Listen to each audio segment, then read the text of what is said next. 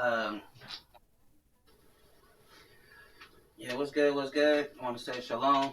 I want to give all praises to the Most High, and we do so in His only begotten Son, Yahweh Shai, who the world ignorantly called Jesus Christ. Um, I know y'all see the title. We're still dealing. We're getting back into the Book of Revelation.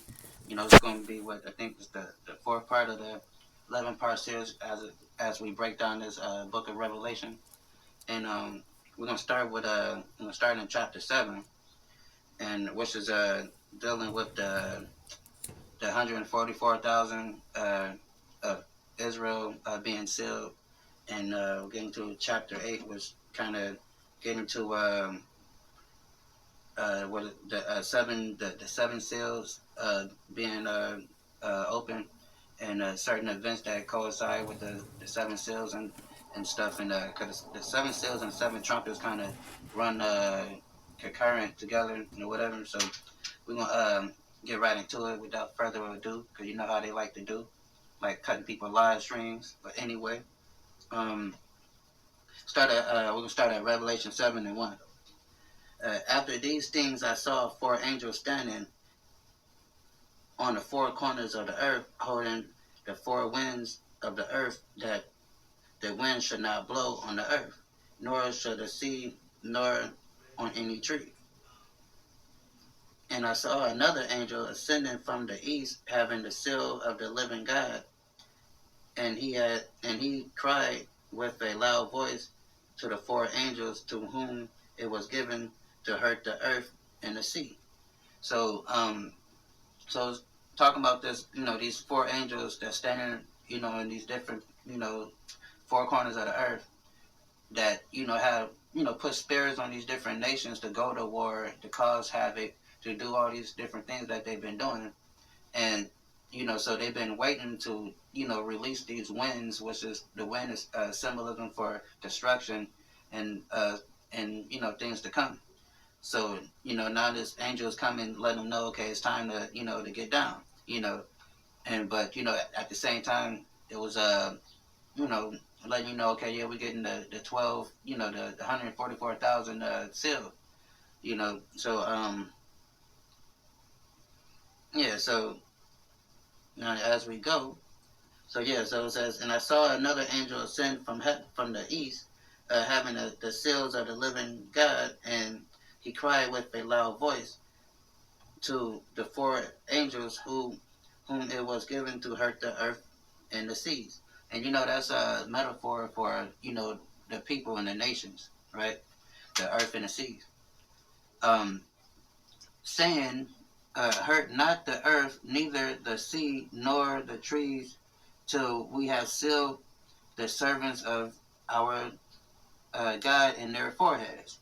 So, like I said, hurt not the earth and the sea. Like I said, those are metaphors for nations and people, because as we will read on, we will see that trees symbolize people and nations, mountains, hills, they symbolize countries and nations. So God oftentimes referred to us as trees, stars, mountains, grass. So it's all in similitude. So it says, saying, hurt not the earth, neither the sea nor the trees, until we have sealed the servants of our God in their foreheads. And I heard a number of them which were sealed, and there were sealed 144,000 of all the tribes of the children of Israel.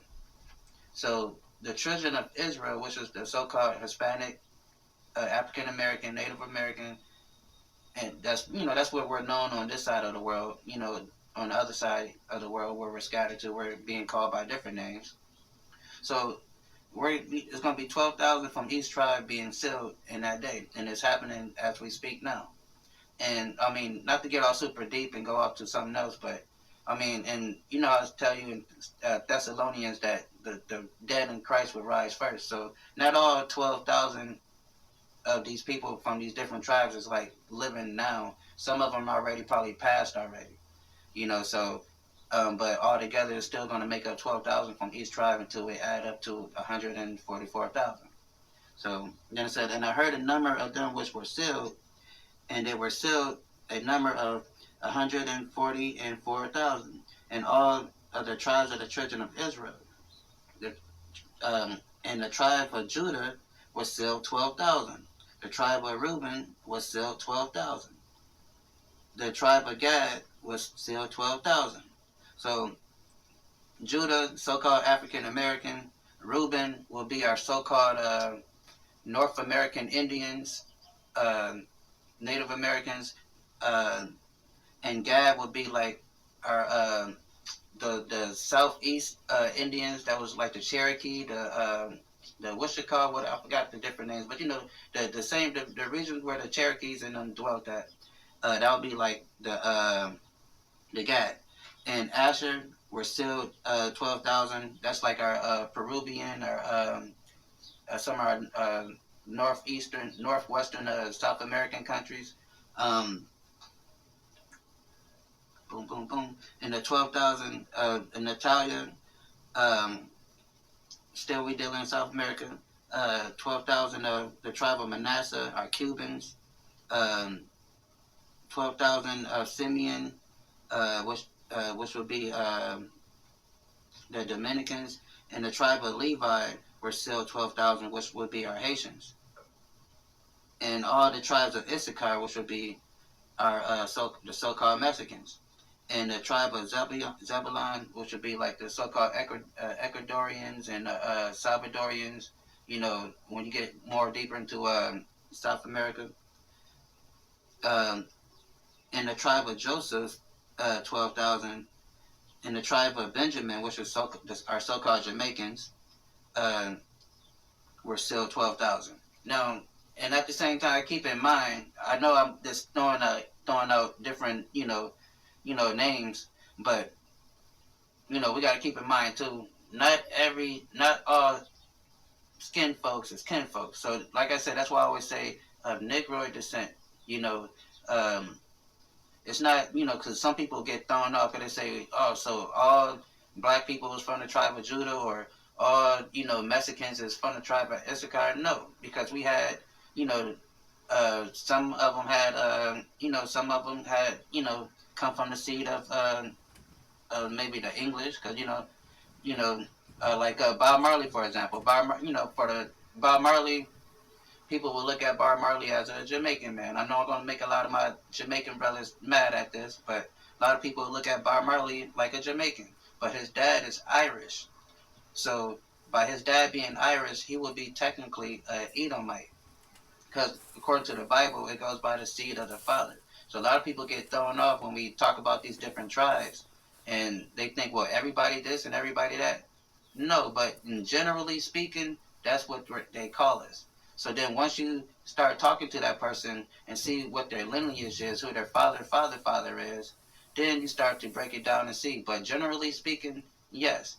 But when you get into it, like I just used Bob Marley for example, or Tia and Tamara, the TV show Sister Sister, we look at them as being black women, but their father is white. And according to the Bible, it goes by the seed of your father. So it's not about color and nothing like that. Because you can have somebody that, like Blake Griffin's son. Blake Griffin's son is a blonde-haired, blue-eyed child, but according to the Bible, he is from the tribe of Levi, because Blake Griffin's father is a Haitian. Even though Blake Griffin is, fair-skinned himself, yeah, he got a white mother, but it doesn't matter. It's all about the seed of the father. So, um, so moving on, you have to clarify that, because some people get thrown off when they, look at the 12 tribe chart, or they, or they hear, people say, well, African American, are just naming different names. So no, it's not necessarily talking about everybody. It goes by the seed of the father. So then it says, after this I behold a great multitude, and a number of which um, a great multitude which no man could count number, of all the nations of kindreds and people and tongues stood before the throne. And in 144,000, that will be the governing body of our nation of Israel. Once we get established back into our rightful place of rulership, those will be the government bodies, just like how America got the House and the Senate, and you got 100 senators and 300 and I think 70 something House of Representatives, but together it's like about 400 and something of them, and then you got the different branches of government. So the 144,000 is, the government is the people that's will be in the government of Israel in that time. So then we get into the multitude. So it says, after this I behold a great multitude which no man could number, of all the nations and kindreds and people and tongues, and stood before the throne, before the Lamb, clothed in white robes, with palm trees in their hand. So now everybody was, some people would take this verse right here and say, well, see, everybody is going to be part of this thing. No, it's still talking about the children of Israel. And we're going to break this down. We're going to start at, we're going to go to our dear brother James. James, which was Jesus' little brother, they grew up in the same house, and he was one of his disciples. So it's safe to say that he knows what he's talking about, right? So James, so this is James 1:1. James, a servant of God and of the Lord Jesus Christ, to the 12 tribes which are scattered abroad, because even then we were scattered abroad through diaspora, because the Romans, took us out into slavery in after 70 AD. A lot of we still got scattered out, so we're scattered to all different nations, right? So that's what that multitude is talking about. And to further prove that, we go to let's go to Isaiah real quick. Isaiah 66.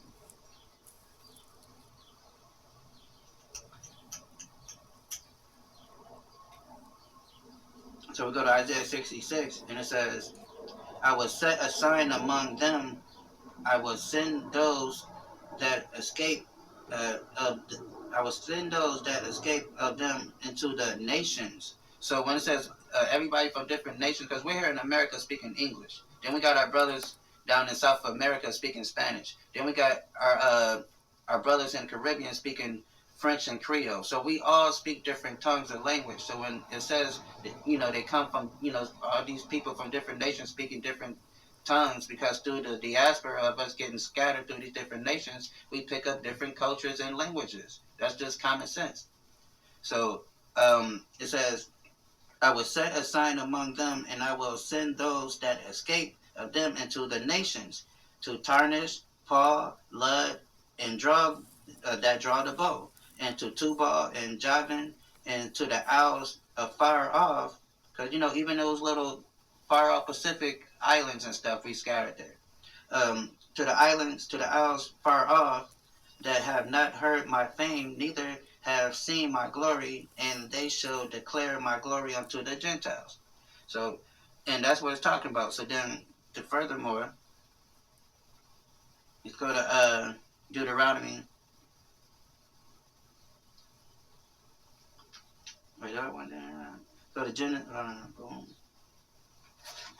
Bing, bing. Oh, one second.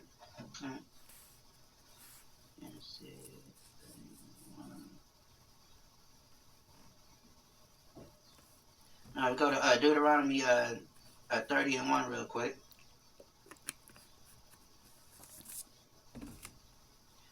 So it's like Deuteronomy 30:1. It says, and it shall come to pass, when all these things come upon thee, the blessings and the curse which I have set before thee, thou shalt call them into mind among the nations, whether the Lord thy God had driven thee. So we've been driven to all these different nations. So that's why we're speaking different tongues and different languages. And that's why John is seeing this great multitude that's coming up from these different nations that's speaking different tongues. So it's not talking about all nations, because the Bible is very specific on whose salvation is for. So so moving on. Let's and to prove that, let's go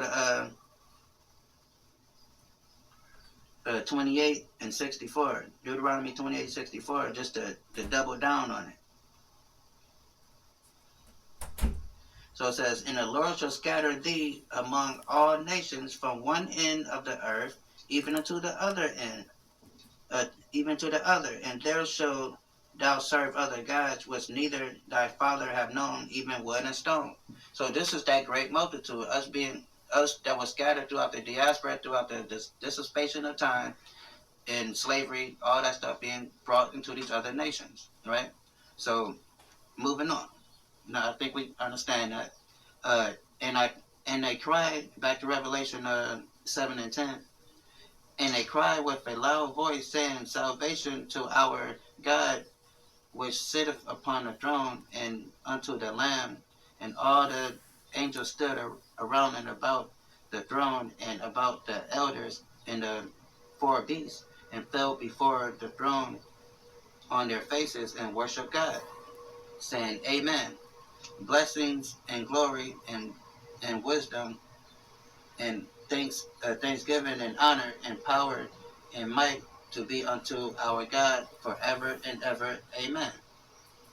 And and the one of the elders answers, saying unto me, "What are these which are arrayed in white robes, and which come they?" Right. So angels, asking John a rhetorical question like, "Who's these people that's dressing these white robes?"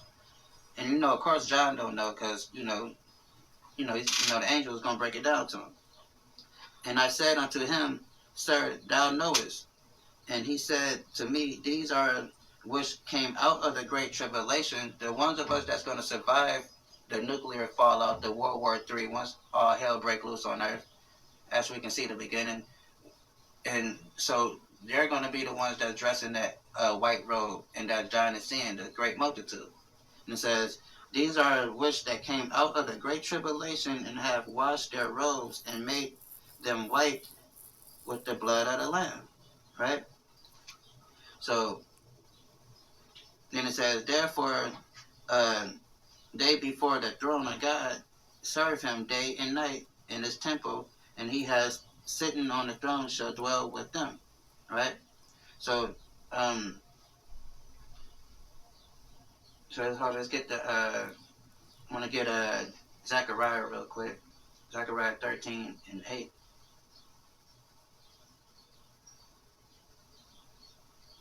So it says, and so it's Zechariah 13:8, and it says, "And it shall come to pass that in all of the land, said the Lord, two parts thereof shall be cut off and die, but the third shall be left therein." So, and that third that's left therein, that's the one that's going to be brought out of America, because only a third of us is going to make it out, you know, and hopefully, we're part of that number. And so, and then it says, let's see, go to,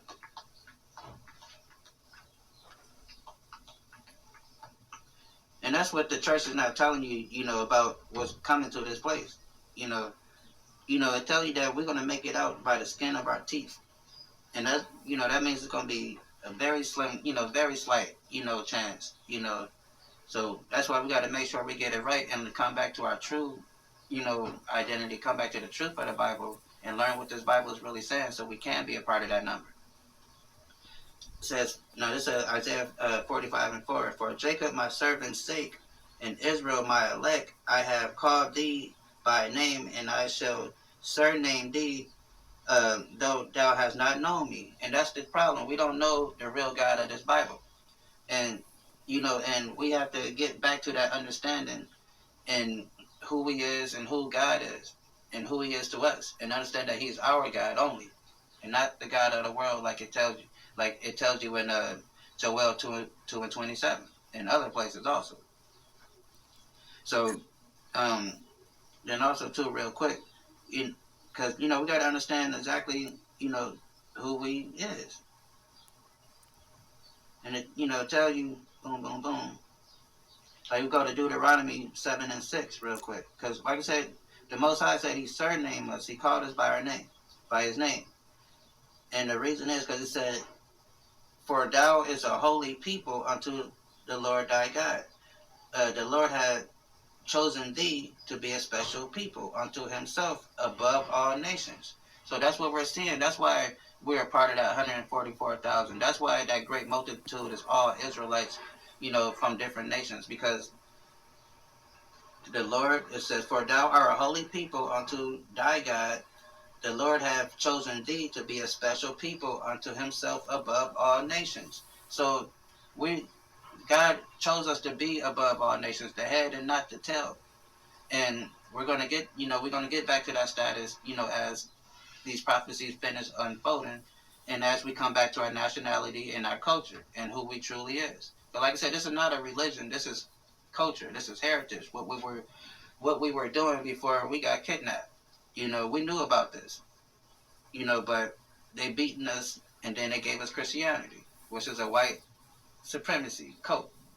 Anywho, um, and they show, let me see, therefore, let me go to 16. And they shall hunger no more, neither thirst anymore, neither shall the sunlight, neither the sunlight on them, nor heat. For the Lamb which is in the midst of the throne shall feed them, and shall lead them unto the living foundations of water. Talking about that knowledge, that wisdom, understanding, and He's going to teach us Himself. Um, and the God shall wipe away all their tears, right?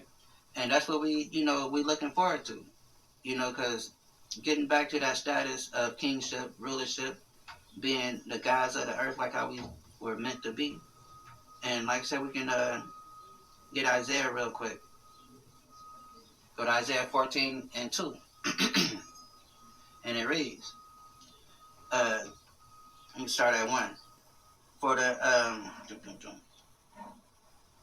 start at 1. For the Lord shall have mercy on Jacob, and yet choose Israel, which is the Israelites, and set them in their own land. That's what we're reading about in Revelation. And set them in their own land, and the strangers, which is people that's outside of Israel, that's not, Israelites, that will be the other nations, shall be joined unto them, and they shall cleave to the house of Jacob, which is us. They're going to cleave to us, just like how we cleaving to them. How you got Shaquille O'Neal, Charles Barkley cleaving because they don't want to lose their job if they speak up for their brother Kyrie. They're cleaving. So in that day, they're going to cleave to us. They should cleave to the house of Jacob, and the people should take them and bring them to their place. And the house of Israel, which is us, the Black, Hispanic, Native American, shall possess them in the land of the Lord. So just like how they possessed us in the land of America and called us by whatever, they took Kunta Kinte name and said his name is Toby, they made him a possession. So it says, and they shall possess them in the land of the Lord for servants and handmaids, and they shall take them captives, who captives they were. So whoever had a hand in our slavery, our downfall, we're going to take them captive, and then they're going to be our captives because we used to be theirs. That's called justice. That's called reversal of roles. That's called that movie with Eddie Murphy, Trading Places. All right? And they shall rule over their oppressors. And that's what's going to happen in that day, right? So now we're going to jump down to chapter 8. And it says, and it says, Revelation chapter 8, verse 1. And when he had opened up the seventh seal, there was a silence in heaven, a space, and about the space of a half an hour. And I saw the seventh angel which stood before God, and to them were given 7 trumpets. And the other angel came and stood at the altar, having a golden censer, and there was given unto him much incense, that he should offer it unto with the prayers of all the saints upon the golden altar which was before the throne. Right? So and it says, in the smoke of the incense, where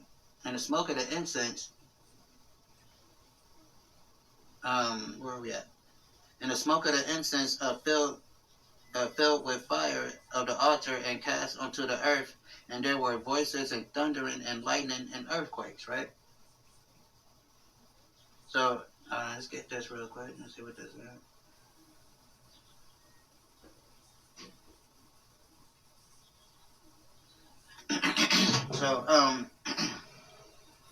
So it says, in a 7, I move on to 6. And the 7th angel, which had the 7 trumpets, prepared themselves to sound.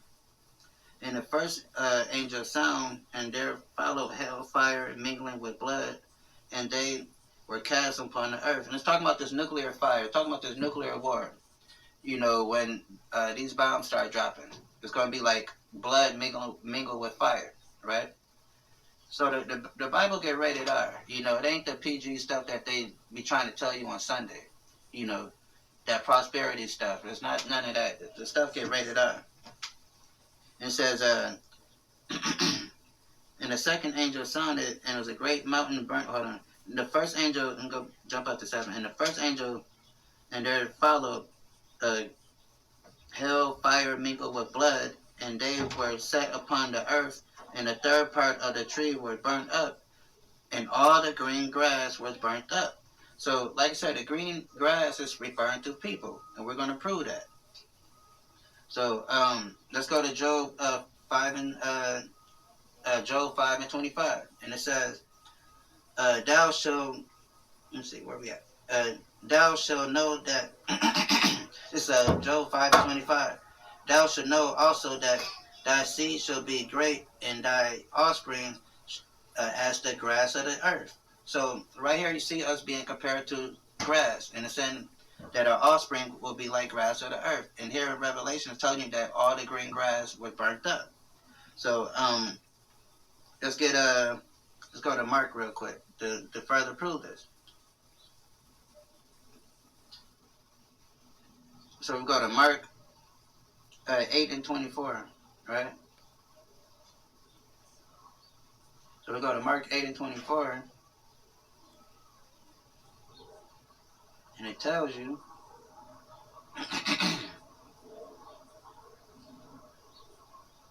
So I'm going to start at 23. I'm going to start at 23.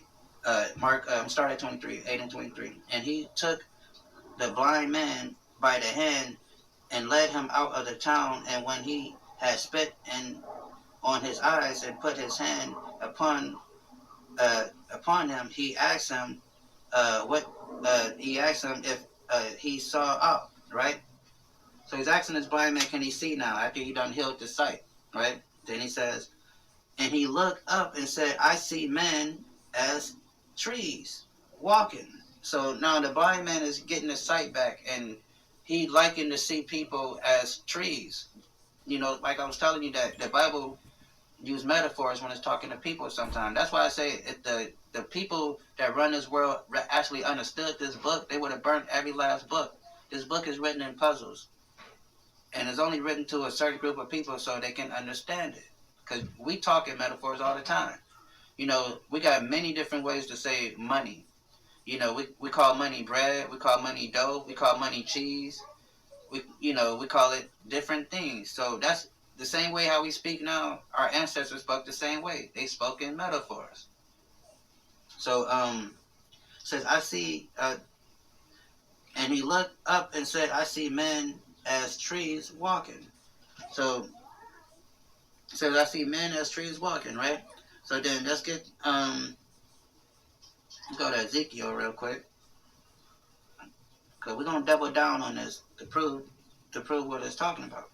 Ezekiel 5 and 1. It says,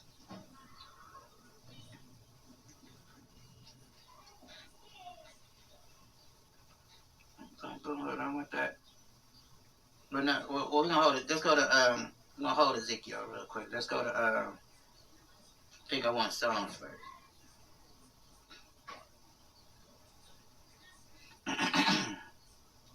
So it says,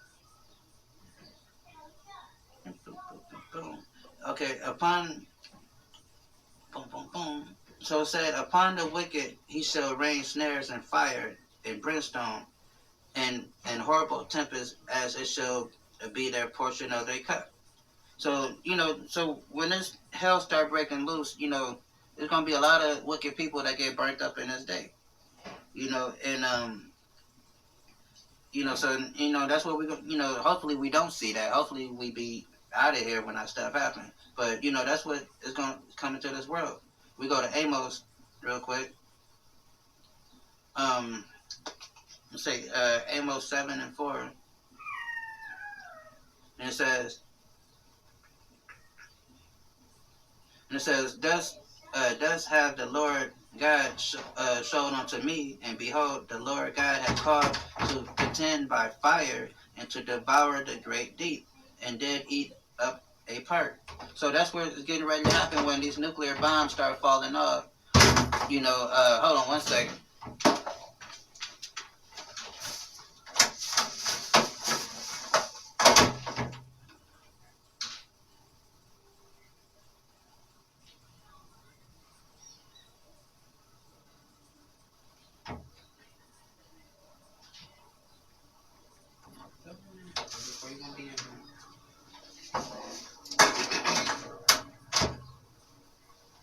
Yeah, Salakia. You don't have to. Alright. So, yeah, Salakia, right? So, now, moving on, though, we're going to go to Isaiah real quick.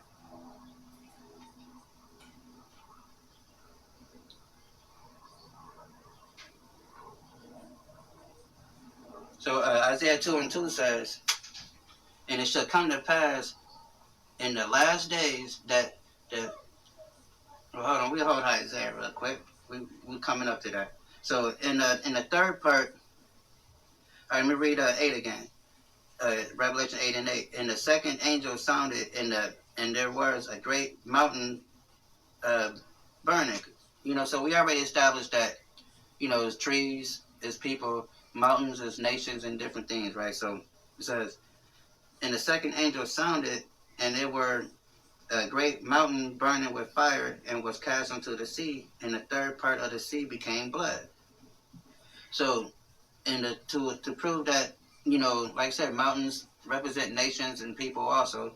So it tells you in Isaiah 2 and 2, and it shall come to pass in the last days that mountain of the Lord's house shall be established in the top of the hills, in the top of the mountains, and it shall be exalted above the hills, and all the nations shall follow it.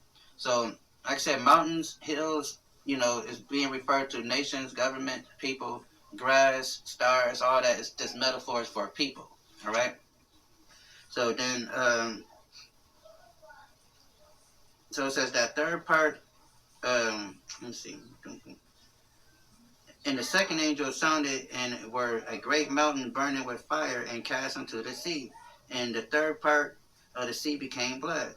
So now that mountain too, when you get into the history, because like I said, this is historical events that we're reading through, and it's historical for us because it already happened.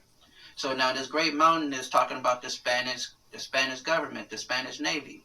Because they controlled before the English, the British got their military up. The Spanish Navy was like the greatest navy of the time during the 1400s.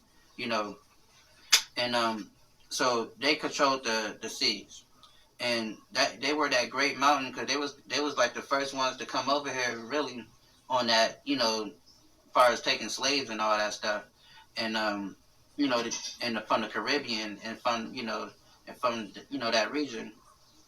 So that Great Mountain is the Spanish Navy that was is in that sea that was causing havoc. Then it says, and it says, in the third part of the creatures of the sea and the life had died, and the third part of the ships were destroyed. So now, when you get into the history of the Spanish Armada, when they went to war with Britain, a third of their ships got destroyed, and and then not only that, pursuant to them taking our Puerto Rican Taino brothers and sisters into slavery, you know, that they were being cast into, they were killing a lot of our people. You can read the history of like Christopher Columbus. It's a book I was checking out about a week or so ago called Rivers of Gold, and it was talk about how it's a book written by a historian that was contemporary with that time, and they talked about how they came and enslaved the people, and they used Christianity to enslave the people. Now, this is documented in their books. So we go to these churches thinking we following a religion called Christianity, but in reality, Christianity was designed to make people slaves to the Roman government, the French government, whatever European government that was ruling at the time. When you do the history, So I'm not telling you anything that you can't go Google and search yourself. And and the third angel and the third angel sound, and there felt a great star from heaven, burning uh, as a lamp, and it fell upon the third part of the rivers and the mountains. And the name of that star was Wormwood. So now this is getting into our captivity, our slavery, when they first started taking us from the Caribbean and bringing us to England and Europe and Africa. Then they started taking us from Africa and bringing us over here to America and South America. So wormwood is, a fancy way of saying slavery, bondage, hardship. And we're going to prove that. And the star was called Wormwood. And the third part of the waters became wormwood, and many died of the waters because it it was made bitter. So yeah, a lot of us died during those times of slavery because it was a lot of hard, it was harsh conditions. Especially when you get into like the Haitian people, a lot of them, like the life expectancy for a slave on those islands was very short, and that's why they used to import so many slaves into that area because they knew that the life expectancy was very short for them. So they used to bring them in by the droves, before they can keep the work going. And so we get it. Just break it down real quick. So we go to Deuteronomy.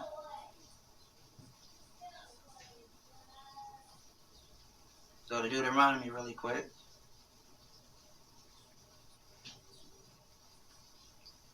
And 68. Deuteronomy 28 and 68, right? Because it's talking about, because wormwood is synonymous with slavery and hardship and bondage. And it says, and the Lord shall bring thee into Egypt again with ships, by the way whereof I spake unto thee, thou shalt not see it no more again. And thou shalt be sold unto your enemies, not our friends, just because we like each other, they bring us something that work, unto your enemies for bondmen and bondwomen. And no man shall buy you, meaning we're not going to be redeemed out of this condition, right? And so that's where Wormwood is talking about slavery. Then we can prove that by going to our brother Jeremiah real quick in 9 and 13. I think I want. So Jeremiah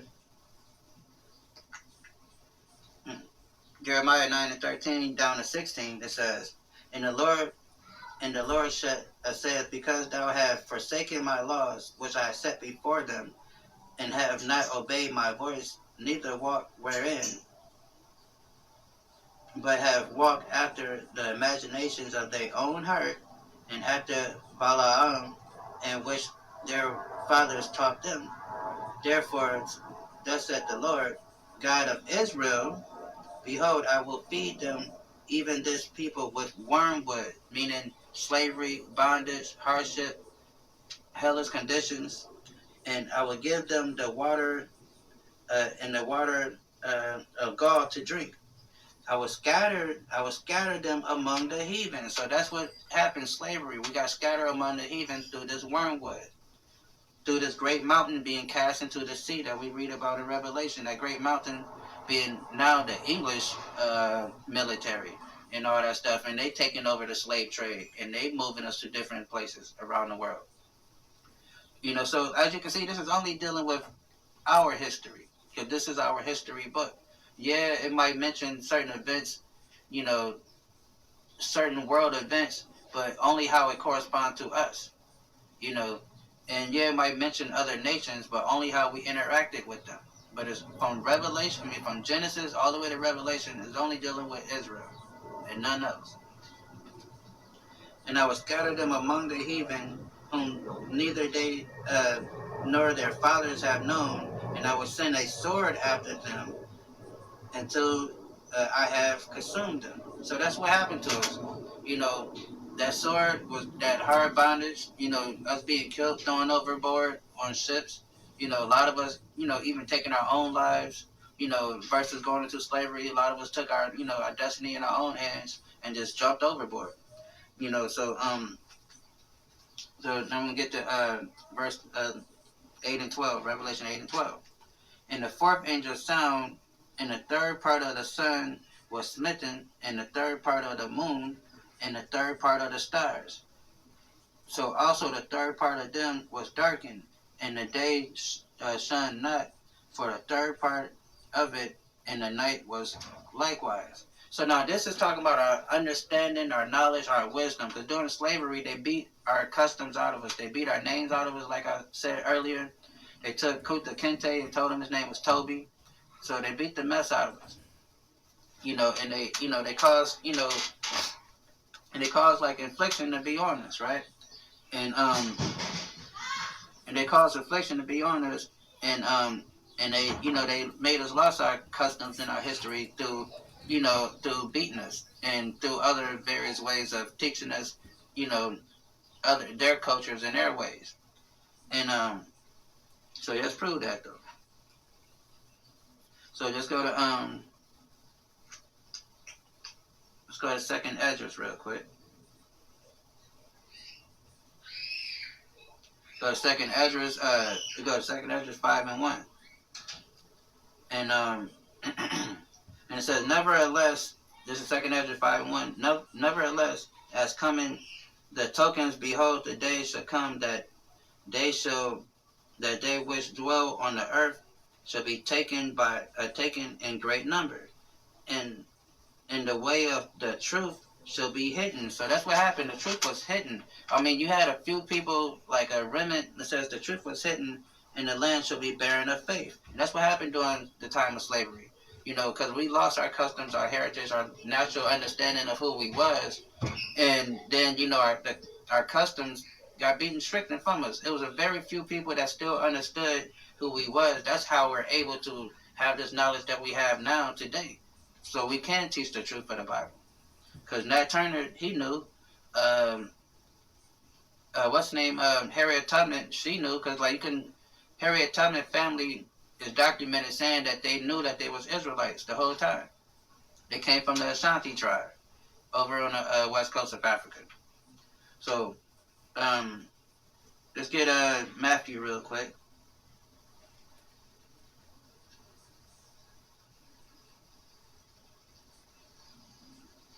Go to Matthew at 13, right? Matthew 13 and I think 43. I want. So yeah, it's Matthew. This is Matthew, book of Matthew 13 and 43 to prove that this is talking about our knowledge. The stars and the moon being darkened. That's talking about our understanding. And it says, and then shall the righteous shine forth as the sun in the kingdom of their fathers who have ears, let them hear. So, like you said, so you see the sun shining, being likened and compared to your understanding, your knowledge, your wisdom. So, like we read in here in Revelation, how it told you that the third of the it's tell you that hold on, yeah, the third part of the stars, and so because we lost a little bit of our wisdom, we lost a third part of our understanding, our wisdom of who we is through us going through, those 400 years of slavery. That's why after, that, we're starting to get it back. We're starting to understand who we is. So we're getting, that knowledge back. That's why I tell you that in the last days, knowledge shall increase. And that's what we're seeing now. A lot of people is coming to the bright idea that, hey, we're Israelites. And they coming back to that understanding. That's why it tells you in the land of your captivity, you shall remember yourself. And that's what we're doing. Where we, in the land that we've been taken captive in, and, even though a lot of us, been here so long, now we think we're just American. But for the most of us that's getting that understanding back and realizing that we are the people of the book, that we are Israelites, we're getting that understanding back again. And so then it says, behold, the third angel was flying through the midst of the heaven, saying with a loud voice, "Woe, woe, woe!" We're talking about World War III. Now it's getting into the different the different wars that happen. So that's where the woe, woe, woe come from. And I beheld and heard an angel flying through the midst of the heaven, saying, in a loud voice, Woe, woe, woe, to the inhabitants of the earth, by reason of their voices, the trumpets, and the three angels which are yet uh, uh, to sound. So meaning like so talking about these world wars. That's a tongue twister for me. Uh, these world war. You know what I'm saying? Have not happened yet. You know, so it said these are some things that have not sound yet. So then and we're gonna do what Daniel said to do. Just get Daniel real quick. 12:1. Like Daniel, their brother Daniel was told. Um, so this is Daniel 12:1. At that time shall Michael stand up, the great prince will stand for the children of thy people Israel, um, and shall be a time of trouble as never seen, never was since. Let me read it right. And at that time Michael shall stand up, the great prince, and stand for the children of thy people, and there shall be a time of trouble such as never was since there was a nation, even to that same time. Because when World War III break out and all these, different wars, we didn't live through World War II. Most of our parents didn't even live through World War II. Our grandparents didn't, some of them didn't live through World War II. I know my mom was born after that, World War II stuff. So our generation didn't see war, but we about to see World War III, and for the most part. And then it says it's going to be like, like a time that never ever been seen on Earth before. Because now this is different warfare. They fighting with nukes. They not fighting with just regular bullets and grenades and stuff no more, or fighting with swords and shields and stuff no more. They fighting with nukes. And Russia got something called tactical nukes, where they can, you know, just blow up a small little city or blow up a whole little uh, block or something. Don't even have to take out a whole city. And then they also got bombs that can take out a whole city. So I mean, we're gonna see some stuff that we haven't seen before. You know, and so it says, and at that time shall Michael stand up, the great prince, which stand for the children of thy people, which is Israel, and there shall be a time of trouble, such as never was seen since there was a nation, even to that same time. And at the time thy people shall be delivered, and we hopefully will be a part of that number that's being delivered. Thy people shall be delivered, everyone that shall be found written in the book. So we want to get written in that book. So when all this hell start to break loose, because it's coming soon, we want to be. Hopefully, we want to be in that book so we can be delivered. Because ain't no escaping nuclear fire when that stuff start happening. So we want to be able to get out of that. And so just like